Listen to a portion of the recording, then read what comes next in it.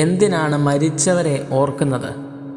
മരണം എന്ന വാക്ക് ഒരുവൻ്റെ അവസാനത്തെ തന്നെ കാണിക്കുന്നൊരു പദമാണ്.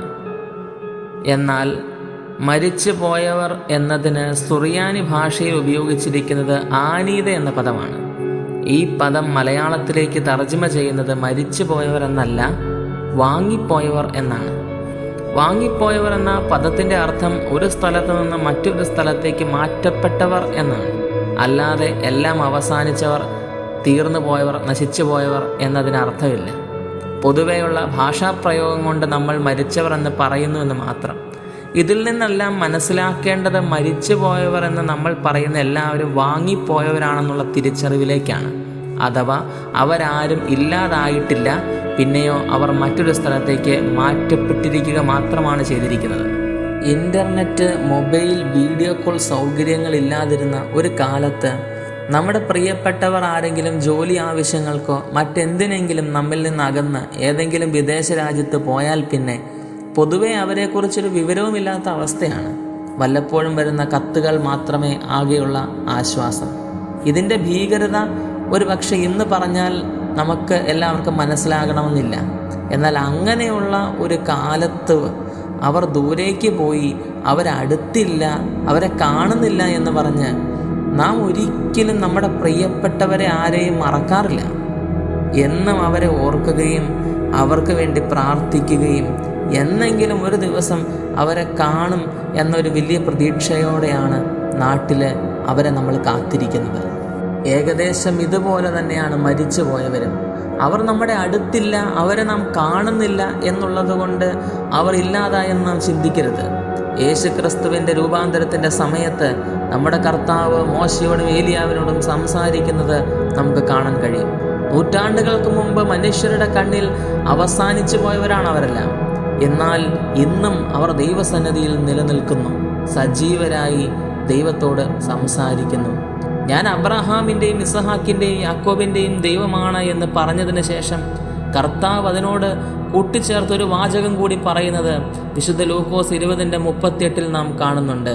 ദൈവം മരിച്ചവരുടെ ദൈവമല്ല, ജീവനുള്ളവരുടെ ദൈവമാകുന്നു. അതിൻ്റെ അർത്ഥം അബ്രഹാമും ഇസഹാക്കും യാക്കോബും സ്വാഭാവികമായി മനുഷ്യരുടെ കണ്ണിൽ നമ്മുടെ മുമ്പിൽ മരിച്ചവരാണ് എന്ന് നമുക്ക് തോന്നിയാൽ പോലും, അവർ ഇല്ലാതായി എന്ന് നമ്മൾ കരുതിയാൽ പോലും ദൈവത്തിൻ്റെ സന്നിധിയിൽ അവരിന്നും സജീവരായി നിൽക്കുന്നുവെന്ന് കർത്താവ് നമ്മളെ പഠിപ്പിക്കുകയാണ്. എന്തുകൊണ്ട് നമ്മളിൽ നിന്ന് വേർപെട്ടു പോയവരെ നാം ഓർക്കണം എന്നുള്ളതിൻ്റെ ഒന്നാമത്തെ ഉത്തരം ഇതാണ്. നമ്മൾ കരുതുന്നത് പോലെ അവർ ഇല്ലാതായിട്ടില്ല. അവർ നമ്മളെ ഇപ്പോഴും സ്നേഹിക്കുകയും നമ്മെ ഓർക്കുകയും ചെയ്യുന്നുണ്ട്. എന്നാൽ അവരുടെ വേർപാടോടുകൂടി അവരെ നാം മറന്നുപോയോ എന്ന് സ്വയം ചിന്തിച്ചു നോക്കുക. അവർ എന്നേക്കുമായി നശിച്ച് ഇല്ലാതായവരല്ല, മറിച്ച് ഇപ്പോഴും അവർ ഉണ്ട് എന്നുള്ളത് കൊണ്ട് അവരെ നാം ഓർത്ത് പ്രാർത്ഥിക്കണം. നമ്മുടെ സ്നേഹത്തിൽ ഇനിയും നാം അവരെ ചേർത്ത് പിടിക്കേണ്ടതുണ്ട്. രണ്ടാമതായി, എന്തുകൊണ്ട് നമ്മിൽ നിന്ന് വാങ്ങിപ്പോയവരെ നാം ഓർത്ത് പ്രാർത്ഥിക്കണം, അഥവാ അവരെ നമ്മുടെ സ്മരണയിൽ ചേർത്ത് വയ്ക്കണം? സഭയുടെ ആരാധനാക്രമങ്ങളിൽ വളരെ ശ്രദ്ധേയമായ ഒരു പ്രാർത്ഥന നമ്മൾ കാണുന്നുണ്ട്. കർത്താവെ, ആത്മാവും ശരീരവും തമ്മിൽ വേർപിരിഞ്ഞതിൻ്റെ ശേഷം അവയുടെ പാപങ്ങളെക്കുറിച്ച് അവയ്ക്ക് ഒരുമിച്ച് നിന്നോട് അപേക്ഷിക്കുവാൻ കഴിയാത്തതിനാൽ അവ ലോകത്തിൽ ഒരുമിച്ചിരിക്കുമ്പോൾ തന്നെ നീ അവയോട് കരുണ ചെയ്യുവാനായിട്ട് നിന്നെ വിളിക്കുന്നു. ന്യായാസനത്തിങ്കൽ അവ രണ്ടിനോടും കരുണ ചെയ്യണമേ.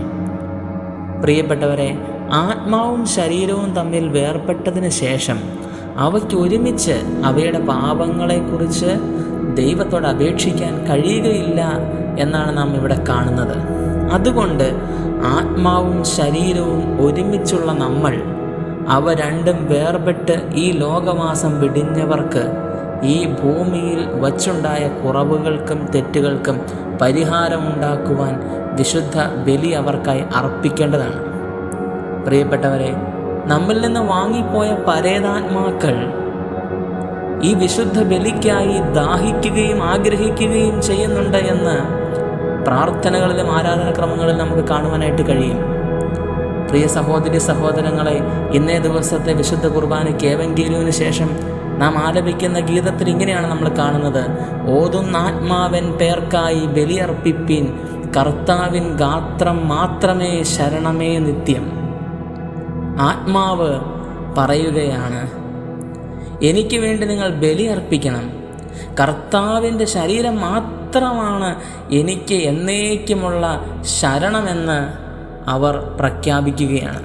അതുകൊണ്ട് രൂപേന് വേണ്ടി നൂറ്റാണ്ടുകൾക്കിപ്പുറവും മോശ ബലിയർപ്പിച്ച് പ്രാർത്ഥിക്കുന്നത് നമുക്ക് കാണാൻ കഴിയും. എല്ലാ വിശുദ്ധ കുർബാനയുടെയും അവസാനം നാം അത് പാടാറുണ്ട്. പാതകനായ രൂപേനിന് വേണ്ടി മോശ മൃഗബലി അർപ്പിച്ചുവെങ്കിൽ ജീവൻ നൽകുന്ന നമ്മുടെ കർത്താവായ യേശു മിശിഹായുടെ ബലി വിശ്വാസികളായ മരിച്ചു പോയവർക്ക് എത്ര അധികമായി ഗുണം ഉണ്ടാക്കുമെന്ന് പറയുകയാണ്. വാങ്ങിപ്പോയവരോടും കരുണ കാണിക്കുന്നവനാണ് നമ്മുടെ ദൈവം. അതുകൊണ്ടാണ് രൂത്ത് 2:20 ജീവനുള്ളവരോടും മരിച്ചവരോടും ദയവിടാതിരിക്കുന്ന കർത്താവെന്ന് നവോമി പറയാൻ കാരണം.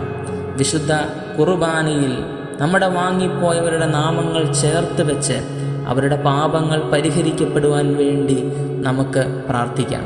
അതുപോലെ തന്നെ മരിച്ചു പോയവർക്ക് വേണ്ടി പുണ്യപ്രവർത്തികളും ദാനധർമ്മങ്ങളും അനുഷ്ഠിക്കുന്നതും അവരുടെ ആത്മാക്കൾക്ക് ഏറെ ആശ്വാസം നൽകുന്നതാണെന്ന തിരിച്ചറിവ് നമുക്കുണ്ടാകണം.